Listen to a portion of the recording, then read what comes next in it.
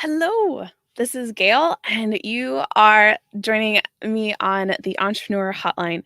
And I'm ridiculously excited to have my dear, fantabulous friend, Coach Jennie, with me.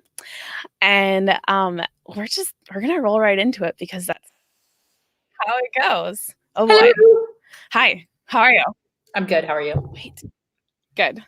Let's see. Okay, sorry, volume. I had a volume problem. Oh, is that better? No, that was me. I turned my volume down. Okay, I'm having a bad hair day. I hope that's okay, everybody. You're having a fantabulous hair day. Thank you. So does it look like blab? Kinda. I know, sort of. It's not actually blab, but it's close. I see where you're going with this. I see it. Little bit. Glad. So blab. So that rolls right into how Jennie and I met. So Jennie and I, like you and I, we met on Blab, and I stumbled upon you, and then my life changed. So hi.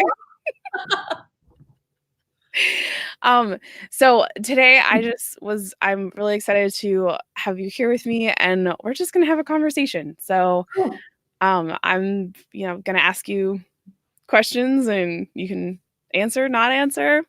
I'm just gonna sit here and not answer any of your questions, Gail. Ask away. I'm an open book-ish. Ooh, books. Let's start there. So Jennie, have you written a book? I have written a book. I should have it in front of me, but I don't. But I wrote a book. It's called Hilda, and the subtitle is ridiculous. The subtitle is Tackle Your Inner Naysayer, Get Out of Your Own Way, and Unleash Your Badassery. Gail's looking to see if she can grab the book too. I don't have one at my fingertips. Look at her. There you go. There she is. That is my book. Yes. Thank you so much for plugging my book. You're welcome. Okay, let's see. Trying to think. I know, right? My brain has just gone. No, you've been doing these interviews like nonstop, haven't you? Kind of. It feels like it, yes. And when I'm not doing the interviews and I'm not live, I'm editing the interviews and like doing the next part and like queuing up content, and yeah. So it's been really cool, and I've done my own segments, so I'm interviewing people, doing my own segments, which it's been a really good practice and play. Because, I know I can create content, but creating content 24/7 around one central idea of entrepreneurship and what that looks like for people in the framework of ecosystems and education, and, how do we support people and how do we support ourselves? That's a whole other animal. Yeah. Well, and I've never even close to attempted a 24-hour kind of summit like you find people are doing for a week. But I have done like an 8-hour junket. That's what we called it back in the Google Plus. What was it? Google Plus Hangouts. Remember those? Yes. I've hosted more than my share of those. And I live to tell the tale barely. So I've actually been talking about you a lot. I know you're referenced, I think, in almost every video. I haven't tagged you in all of them because that would be a lot. I make that face just because I'm being silly. I really appreciate that. Thank you. I hope you're saying good things. I am saying good things. So yeah, I think, gosh, it was a long time ago. It must have been yesterday. I was talking about a long time ago. So long ago. I was talking about co-works and virtual co-working. So I was talking about Jenna and how she and I co-work together, and then of course the Pomodoro method, and like sort of explaining some things. And what else have I been talking about? I definitely talked about opportunity costs. Oh, good. So I just, I thought if you were here, I was like, oh, Jennie can do a much better explanation of what an opportunity cost scorecard is. Than what the heck I talked about. Yeah. So where would you like to go? I'm following your lead, Gail. What would you like me to start with? Oh boy, Gail isn't leading very well today. You're doing great. You're absolutely doing great. My understanding is this is super casual. It is super casual. I took off my glasses. I'm being very casual. We're being very casual. The only thing we're not doing is hardcore cursing. Okay. I don't hardcore curse. You do. So we're fine. I know, I've been doing good. Good, excellent. I will watch my tongue.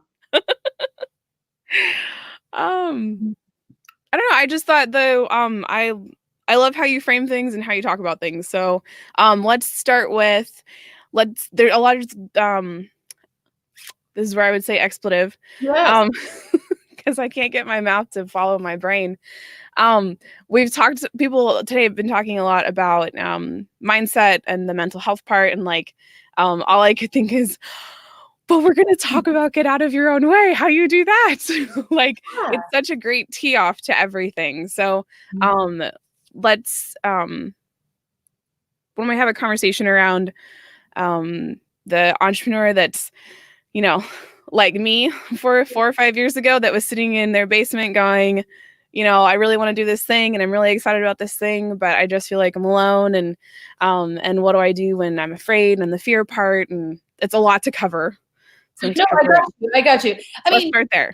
I imagine that there are people that would watch a summit like this, that would participate in this, who are accidental students of entrepreneurship, right? Like, I say that with love. I was an accidental student of entrepreneurship for far longer than I want to admit, instead of an actual entrepreneur. That doesn't mean I wasn't making some money and some sales and stuff like that, but I was spending so much more of my time in learning mode than anything else, and not in learning mode that implements, just learning, just learning about all the things you could learn about funnels, how to put together a good program, details about Instagram and YouTube.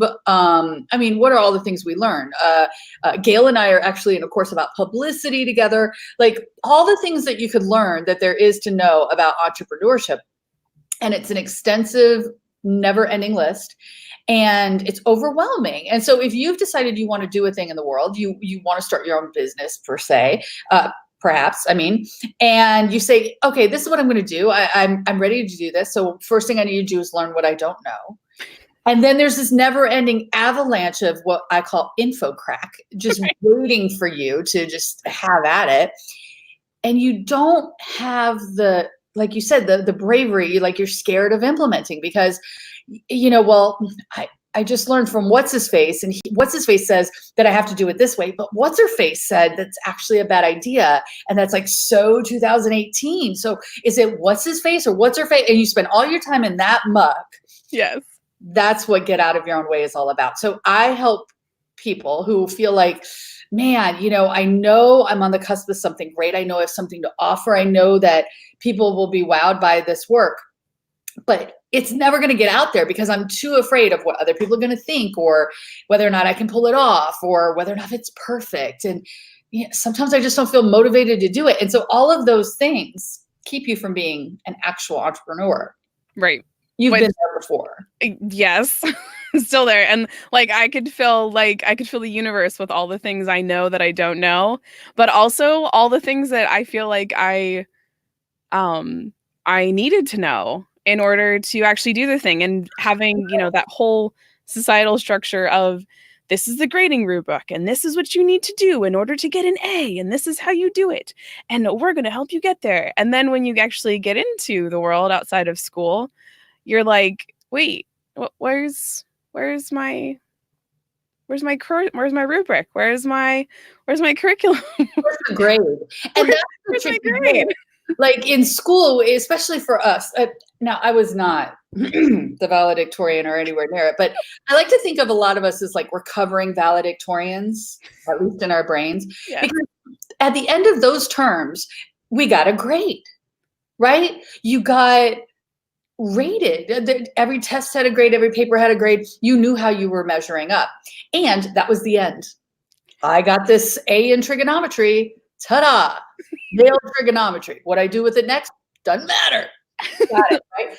We don't grade ourselves on like, what's your grade on Facebook ads? Not a thing, right? But the problem is you're not done. Right. And even if you do implement, Zucker's going to change it on you tomorrow. So it's really challenging, right? It's really, really challenging. So part of the reason that my program that Gail's been a part of and Hilda's help and all the things that I do, I think are really important is because it is very isolating to be in that headspace and to feel like you're working your tail off and getting nowhere. It's the entrepreneurial hamster wheel. And I want to help you get off that hamster wheel by just, one, recognizing you're not alone. I mean, I don't like to say this publicly, not that I am right now, but a big benefit of my work has nothing to do with me, right? It's recognizing I'm not crazy. There's nothing wrong with me. Do you agree with that, right? Oh yeah, no, I totally agree with that. And I've spent a lot of time talking about ecosystems, which, like, nerd alert, like, I think that's probably what I was most excited about this week, is that's what people around the globe are talking about, is these ecosystems of how we can create and curate communities and things to support ourselves, and like what each of those things look like, whether you're in a rural area or you're in a city, and then the virtual aspect. And so I've been what I've been sharing each time I get on and I do a little like synopsis or a summary of this week is that, hey, every person I'm bringing on and talking with, anyone I'm interviewing, is a part of my ecosystem, and it's a part of the community that I've like painstakingly created for myself, so that the person I was in November of 2015, when I met you and when I met Lori and when the big blab on the 168 happened, which is like the predecessor of this, that I don't ever feel like that person again. Like, because that person was craving what is in the Hilda's Hub, what is in all of these other places that I've made sure that I'm a part of, so that I have that community I'm connecting with. I said earlier today, but like other people who are just as ambitious as I am, and who are wanting to work as hard as I am, who don't think it's crazy that I have no problem pulling 12-hour days so that I don't have to work on Friday, that I don't have to work the weekend. So, so that was a long explanation to say, yes, I get it. Like, I mean, Hilda's Hub, the whole purpose of Hilda's Hub is to be a place, an online space for people who feel the way you just described. You know, like you're potentially the most ambitious person you know, right? But Hilda, the voice in your head, we call her Hilda, the voice in your head, your inner critic. Hilda wants to convince you that there's something wrong with that. You know, I remember when I first experienced that, I realized, oh my God, I'm more ambitious than everybody in my family. Nobody I'm related to cares that much. It cares as much about their future as I do. Like, it really mattered to me that I become something, whatever that was going to be. And I wanted to figure it out. And so I was terrified, and I felt so alone, and like something was wrong with me, that I wasn't just grateful for what everybody else had. Right. And if you're in the personal development space at all, everybody's telling you to be grateful, be grateful, be grateful. And there's nothing wrong with that on the surface. But the truth is, I felt ungrateful because I wanted more.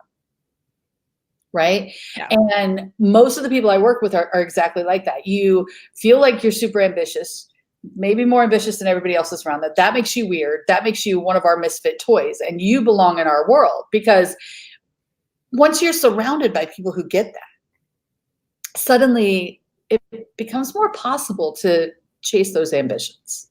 Well, and it's hard to ignore that you are ambitious if you're not surrounding yourself with other people who are, you know, pushing like you are, and doing that. And it isn't to say that I don't, I'm not always hanging out with people who are really ambitious, because that's also exhausting. Yeah, no, of course. And again, I'm not putting down our relatives. They're lovely people, but sometimes they're really happy to kind of live by default. Like most of the people I was related to growing up. My father, his goal in life was to, you know, stay at home and retire so he could watch other people have to shovel out the snow to go to work. That wasn't enough for me. And I felt like a jerk. Ooh, caught myself there. Felt like a jerk because I wanted more. You know what I mean? Yeah. And so what I've come to realize is that you can be grateful for everything you have and want more. But that's an uncomfortable place to be, because then you have to do something about it. And it's when you get to do something about it that Hilda jumps in, is like, well, I ain't having that. Let me get in your head and feed you a bunch of nonsense to make you feel really crummy about yourself, so that you don't become bigger and you don't push and actually do something with all of that ambition. And so my job is to teach you how to shut Hilda up long enough that you can do something. Yes, and we thank you for it. I'm so glad you like my job. I do like your job. It means I show up and do crazy things like this. It's true. It's very true. So, let's talk about the hub a little bit, because we can. Sure. Like in a little more detail. Yeah, you want me to tell you what it is? So yeah, tell me what it is. So first of all, because I have this language of Hilda, again, which is ridiculous, cartoon character who lives in your brain and says you suck. I mean, it's weird. But this language of Hilda makes it much easier once you have this kind of shared language to address these things like perfectionism and procrastination and second guessing yourself and self-doubt and all of those things that sound boring and clinical become really fun once we start attributing those thoughts and feelings to a cartoon character who allegedly looks like the girl I hated in high school, whose name was not Hilda, but Hilda's a better name. So once you are introduced to this concept, you're like, I totally get that. And that is me. You're describing me. I'm that ambitious person who has let Hilda thwart my dreams for way too freaking long. You belong in this community. And the hub is truly a place for that. You know, it's got some content and some monthly calls for you to have those connections, but it also has some self-guided content and a Facebook community of people who just want to shake the world shoulders and are tired of being stop. And as we're talking, you know, this is why Gail and I connected on Blab, and we're still connected back in those wonderful Blab days, is it gave us a way to push a button and connect with people who got us. And so the hub is the new place for that, right? So if you resonate with anything I'm talking about, it's a very inexpensive, it's like $25 a month. It's a community place for you to be part of the misfit toys of people who are getting it done. Is that enough detail? Yes, that was lovely. Good. I wanted to be able to talk about it because I know you're excited about it. I'm so excited about it. And honestly, the hub is, obviously it's a thing I sell, but it's really meant to be the place and kind of the foundation of a movement we're starting. And this movement is to make Hilda a household name. Every time I introduce somebody to Hilda and they start talking in this Hilda language, they take it home. I know Gail's entire household knows Hilda. They speak fluent Hilda. And when you start doing that, it kind of lifts everybody up, right? Suddenly you have a way to address all of these things. And so my job is to make Hilda a household name and let more and more households know about it. And the way we're going to do that is to kind of coalesce as a community and do it together. So that's what the hub's about. I like it. I was being awkward and looking for a link for it. Oh, you're so kind. It's coachjennie.com/hub. Yes. I like super fast. I took a guess as to what it was. Yes, it's exactly. Yeah, I try to keep it simple. Yeah. So let's see. What's something you think that I know you've been in business for a ridiculously long time. So you're one of those entrepreneurs. Yes, I've been in business over 13 years. I've been doing this. Yes. Like for yourself. Like, I feel like that's an important distinction. Like, yes. Coach Jennie, the brand, the human in front of you coaching and talking, has been doing this since September 2006. Correct. Which is like ridiculous. I love it. For anyone that cares, I think that's when I graduated high school. Whatever, Gail. But what I love the reason I wanted to bring it up is that I love that we get to be friends. Like, there's this crazy entrepreneurial venture means that there's people walking the same path. It doesn't matter how old you are. It doesn't matter economic status. It doesn't matter where you came from. It just matters that you all are wanting to go in the same direction. I love that you said that, especially since this is a summit for entrepreneurs. I feel like we've over-niched people. We've over-niched. Now, I know you might give me some flack for this. I'm all about niching. You're niching, depending on where you are in the world, so that you get really clear about who you're working with. I think that's really important. But there's been way too many demographic niching, niching, whatever. And it kills me. In Get Out of Your Own Way, in my coaching program, at one point, I had somebody as young as 28 and somebody as old as 76 in the same group coaching experience. And their ages that wasn't what connected them. Right. What connected them was the same exact problem of, I know what I want, but it scares me and I can't seem to get out of my own way to make it happen, to follow through. That happens at age 28, at age 82, and everywhere in between. So, you know, that right there, I love that you bring that up, Gail, because there's far too many people who feel like, and I did this too when I first started my business. I started my business, please don't do the math now, when I was 30. And at 30, I felt like at 30, I'm allowed to coach people who are in their 20s. It's like a rule. I'm not allowed to coach anybody older than me because I'm not older than, you know what I mean? Like if they're 32, they know more than me. That is not the way life works, right? No, that's not. Gail works with a whole lot of people that are older than her because she's, 12. And Yes. she works with a lot of people who are older than her because she has wisdom and solutions to problems that they have. And so that whole age thing has always kind of driven me crazy. And then the other thing is experience. Yeah. I'm very proud of the fact that I have 13 years experience as a coach, mostly because that doesn't exist that much in coaching. A lot of people become coaches for a minute and then realize this sucks and get out because it's not for everyone. I'm one of these rare breeds who absolutely loves the art and science and craft of coaching. Other people love the idea of the 6-figure income by Tuesday. Am I right? Yeah. I mean, a 6-figure by Tuesday is amazing. I'm digging it.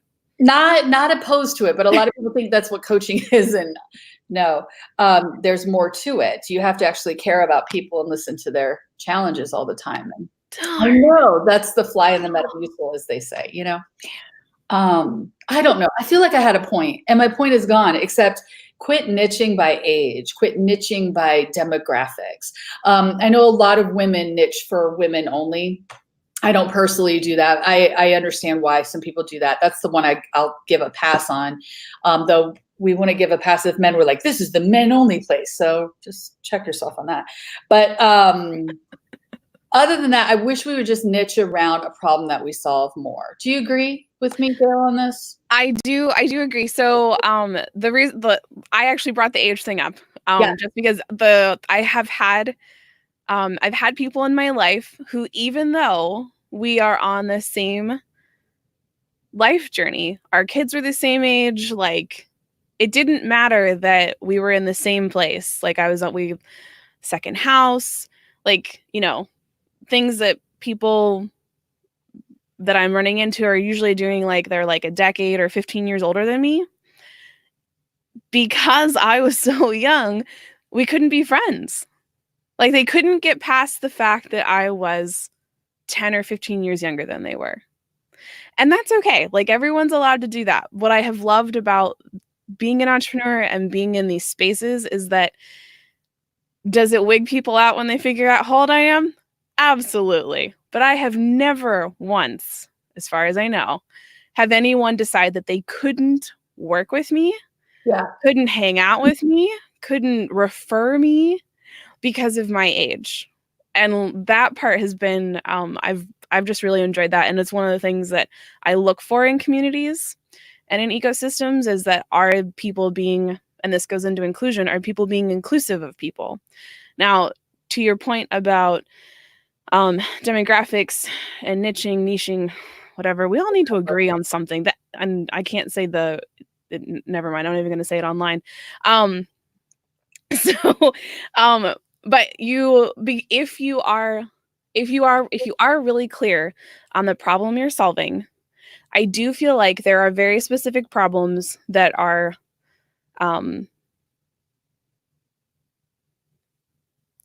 gender conversation, that are like women problems. Yeah, for sure. You know what I mean? Like there are absolutely legit. Like I said, there are legit reasons to do it. I think a lot of people do it because it for not legit reasons, right? Right, like, not legit things. But I there think when women support other women, there's a lot of research about that, and having a space that Yeah, I totally get that. I just, anyway, I don't want to have this debate, people.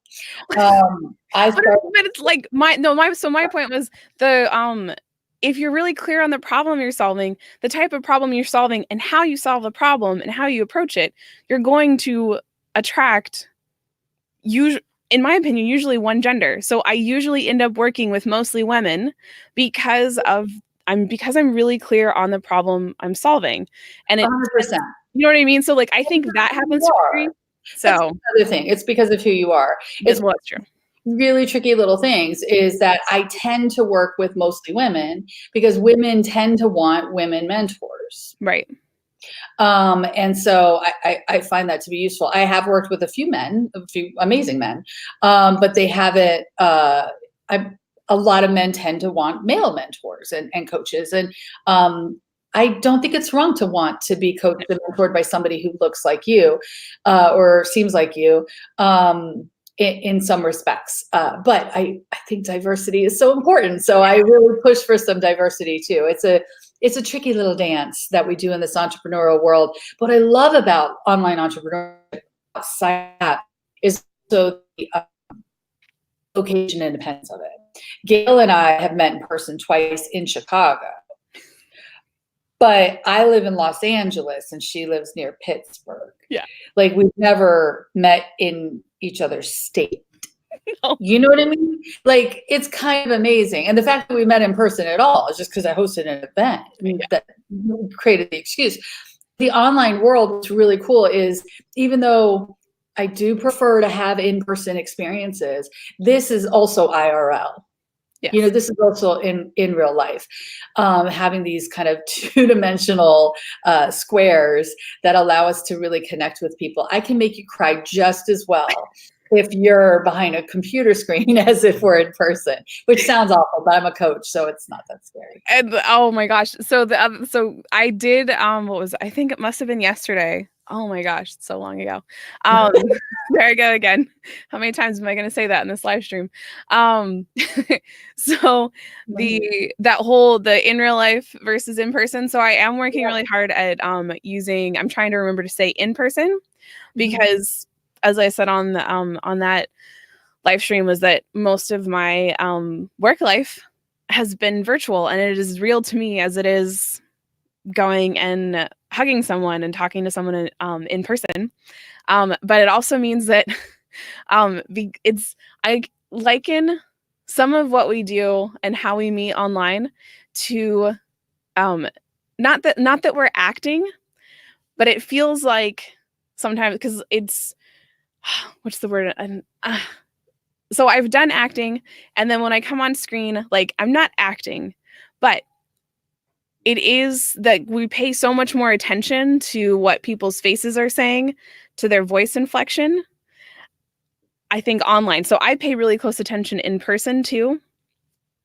But when I get into a room, I know this now, when I get into a room with people who I've known online only, and then we meet for the first time, like I am just completely like, I just get smashed with like energy and like presence and like because I'm used to there being like the screen there, and without the screen it's like whoa, you know what I mean? Incredibly different. I totally agree with you there. I just think in the online space, one of the things that breaks my heart is it's diminished as though it's not real. And I think that's because a lot of people have like they start online very, they sit up, they actually fix their hair. They're like exactly, they're curated. Yes. Right. And I don't know if you've picked up on this. I'm not curated. I think authentic matters. I think it's really important to be authentic and not to be like a hot mess, but to just be like your real self. And in person, after you've known somebody online, especially some of the folks that we know, Gail, together, where they've been in coaching experiences and you've seen these people cry over something incredibly vulnerable, and you meet them in person, it's very strange to suddenly be like, wow, we're not all the same height. You know what I mean? Because all of our heads fit in these little boxes on the same height. And suddenly like, whoa, I had no idea, and that's really fun. But also it does kind of change the dynamic. But I have people that I've worked with for years and years and years I've never met in person that I have lifelong connections with and say I love you at the end of conversations. So online, especially now that the camera is a thing too. Yeah. Back when it was just phone calls, it wasn't quite this good, but the camera does help. But I do want to touch base on one thing that you said. I feel less self-conscious in person because I can't see myself. Oh yeah. And so when I first moved to online and was online all the time in the Blab days mostly, but also Google Plus Hangouts, there's a video of you. Like right now I can see myself and Gail. And back then it was so difficult for me to focus because I would be like fixing my hair and talking the whole time. I remember. Tweaking and moving that I had to put a sticky note over my video, like my picture. Yes. Because it was so distracting to me. And at a networking event in person, I don't carry a mirror around. You know what I mean? If I did, I'd probably, I mean, that could be fun. I should try that sometime, see what happens. But I don't. And because of that, you kind of let your guard down and there is a different energy to that. I wonder if you feel the same way. So I do. And it not only that I feel less self-conscious now, being out, but like I think I was always like this, but it's heightened my ability to be present with the other person because I am so not worried about what I look like, what you know, I want to be there with the other person, and I'm just so excited to be sharing oxygen with them that like I'm just so not worried about my personal presence, which is something that I also know that I have some really annoying tics. Like I tend I fidget. You can't see me fidget things, but I move constantly. Like I spin in my chair and like, you know, I'm rolling my foot underneath my desk. So then when it goes to actually talking and like standing with someone, I'm like, oh my gosh, like I can't remember what I'm supposed to do with my hands. Oh my gosh, that's right. They can see me now. That probably sounds crazy to anybody who works mostly in person. Probably. But we work, I don't know, 95% of my time. I am in this chair behind this computer screen. Yeah. I had to get these fancy like blue light glasses and stuff because when I talked to my eye doctor, he didn't believe me. I said, so I stare at the computer screen all the time. He goes, well, everybody looks at a computer screen, but then you look at your papers. I'm like, no, because I'm talking to people. You don't like look down at your papers when you're talking. I'm looking at the computer the whole time. And so he's like, oh gosh, we got to get you some glasses. This is not good for your eyes. And it does change kind of how you behave in the rest of the world if you spend this much time in conference with people online. I think it's a positive thing though, because the fact that I can work with you, I have been able to work with you and with clients in the Philippines and clients in the UK and, you know, clients all over the United States and Canada. It's kind of amazing. There are people that I work with and that live in places I've never been and may never go to, that I otherwise want to know. And I feel like that's obvious in 2019, but the awe of that, I don't think is ever going to go away from me.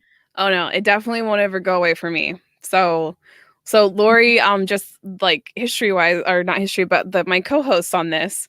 So Colin Scotland he's going to laugh at me. I actually don't know what country he's in. I know he's in the UK and I know he's in the northern UK. Okay. But I want to know if he's actually if Colin Scotland is actually in Scotland, but I'm not sure. I don't think he actually is.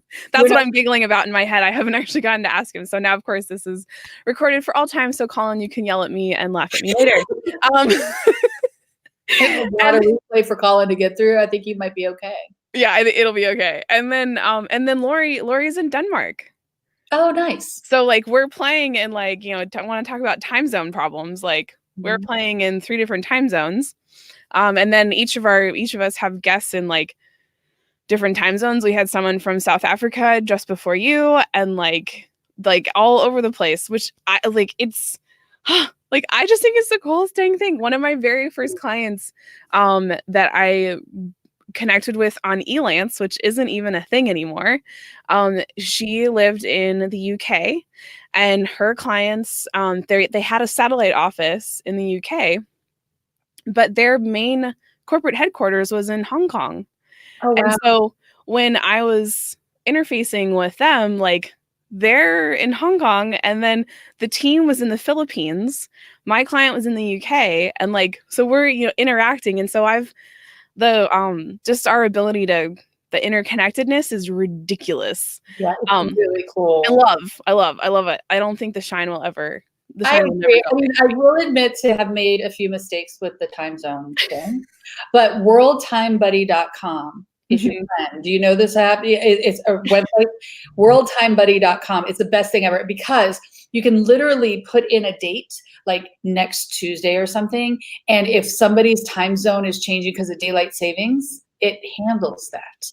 It's the only website I have found that manages that. It's my favorite tool. I look at it all the time. I mean, Gail and I are 3 hours apart right now, so that's kind of fun. Yeah, worldtimebuddy.com it's the simplest thing, but I love it. Anyway, I digress. No, What, this is exactly this we're is good. I'm doing what she asked of me. Okay. We're doing exactly what I hoped for. We're not digressing anywhere, because Oh, the follow up to that is I grew up in Phoenix, right. in Arizona, who were like, crazy people. We don't do daylight savings time. We just don't. So when I moved to Pittsburgh-ish, it Pittsburgh-ish, it was like it was kind of catastrophic on my brain, because I couldn't.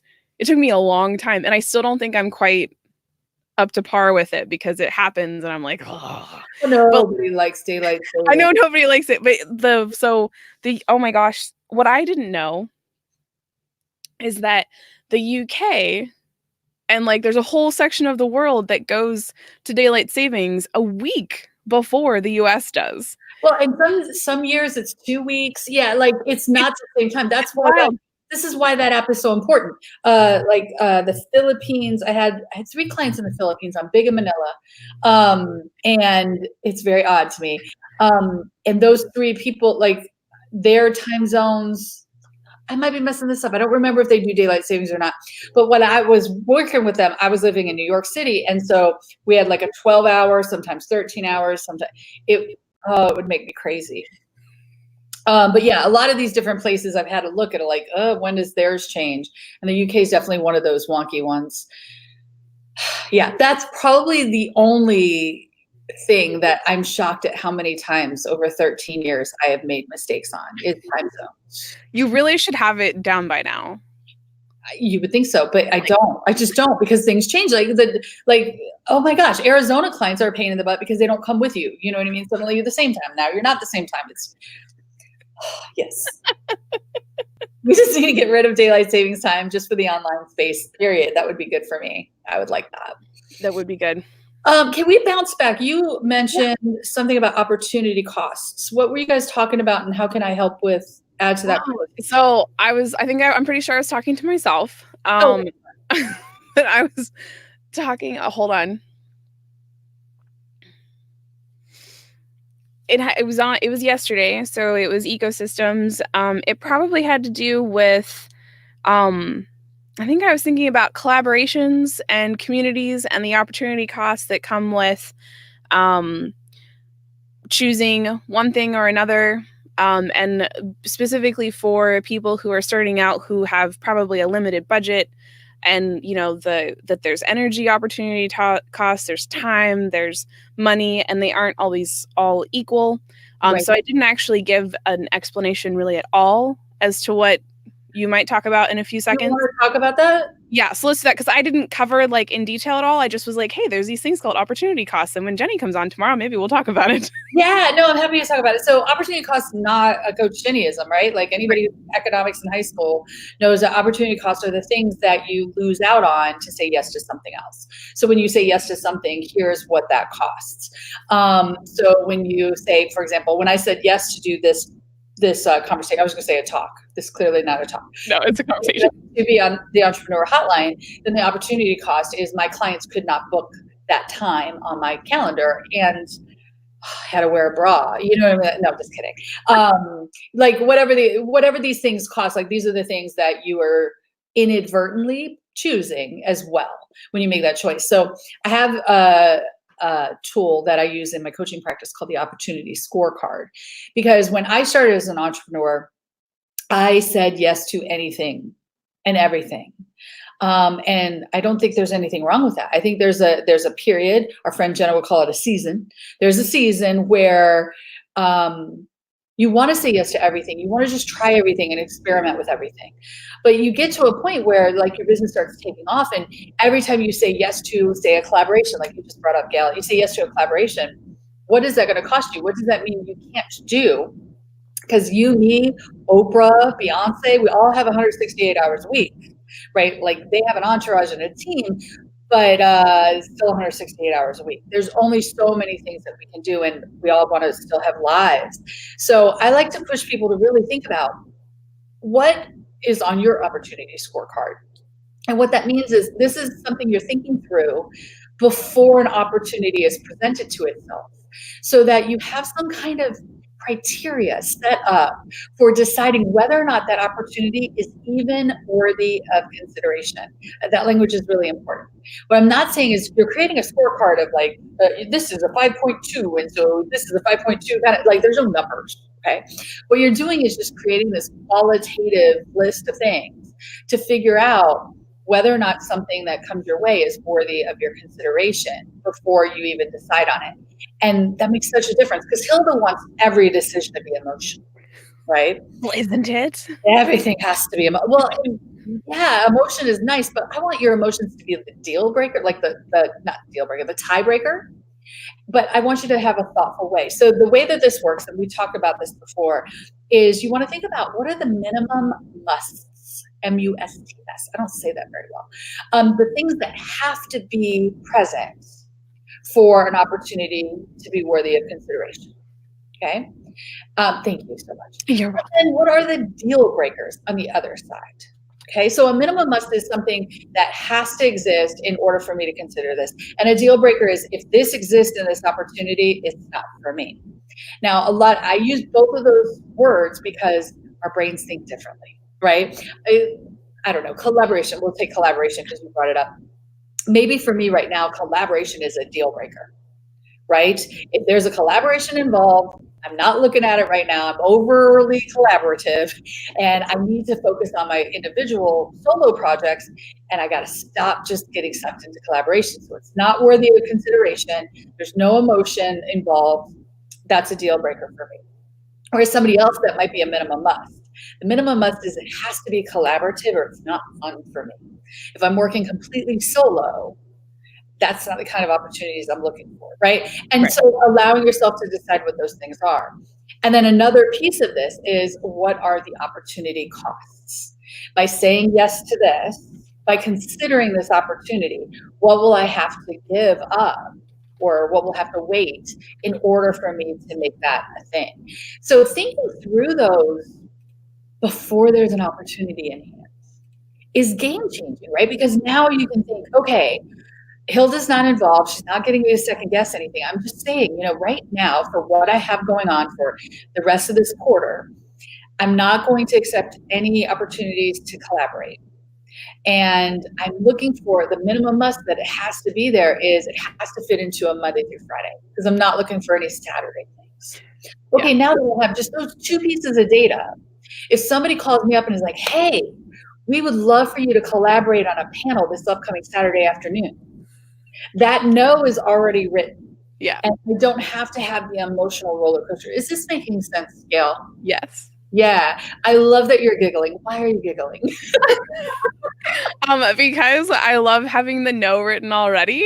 And so if you're watching this and I've said no to you recently, don't take it personally. Yes. It's because I've gone through and written out these opportunity costs, and I know what's on my scorecard, and I know what and because I'm a part of a unit of people, otherwise known as my family, they figure into my opportunity scorecard as well. So my kids get a say, my spouse gets a say. Like we have to, if one of the things, as an example, is that if it's not an activity that we can all go do together, depending on what it is and what the goal is of the activity, we don't go do the thing. So if it requires us to be split up in 4 different directions on a Saturday, we at a minimum have a discussion about it as a unit, and or we just don't do it.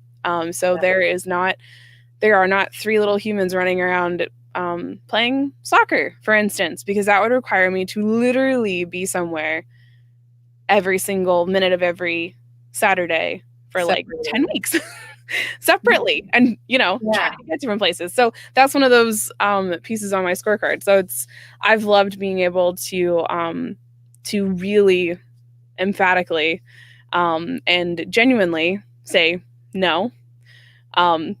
Sometimes here's when I'm available next, or I am never going to be available for this, but here's someone who I think might be a good fit, who I know might be available.